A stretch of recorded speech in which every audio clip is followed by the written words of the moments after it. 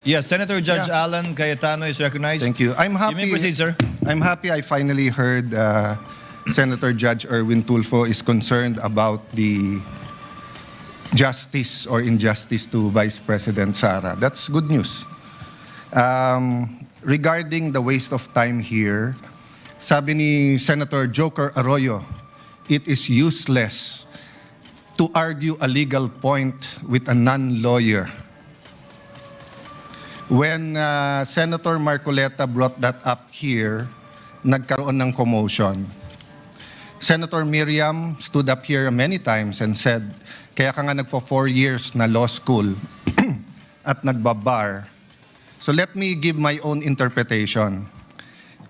The impeachment court is formed with lawyers and non-lawyers.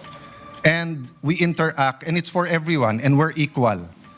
But if there's an engineer here or a doctor and they talk about medical principles, I have to either study and argue on medical principles.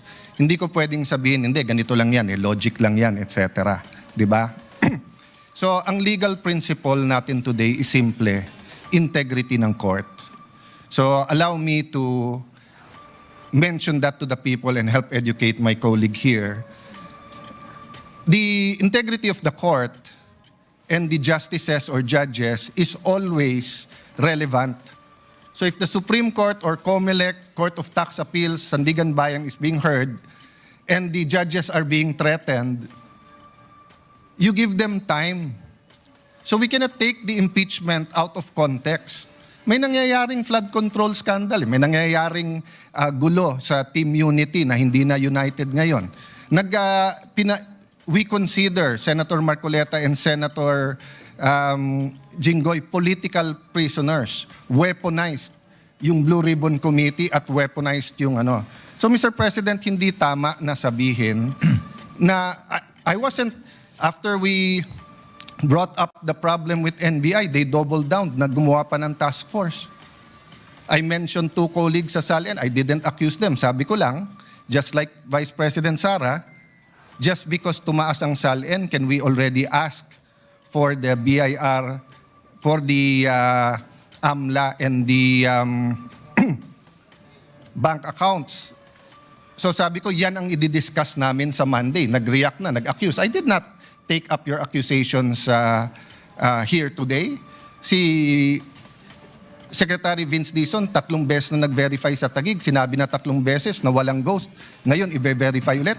I wasn't going to bring that up, but then i-question ninyo si Senator Padilla.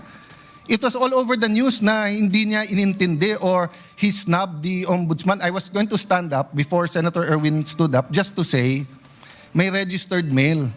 So nung una pa lang, 5 minutes si Senator Tulfo, so I'll take the 5 minutes also if you don't mind.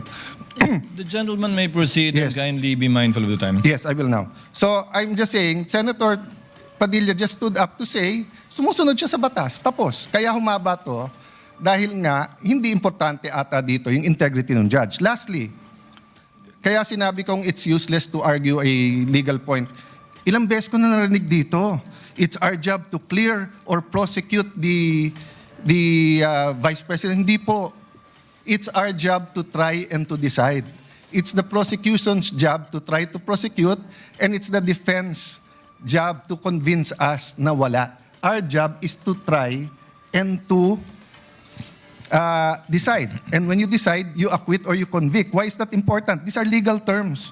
Hindi pwedeng yung nanonood na law student ngayon sasabihin, trabaho pala ng judge to clear or to prosecute. Thank you, Mr. Presiding Officer, Mr. Senate President.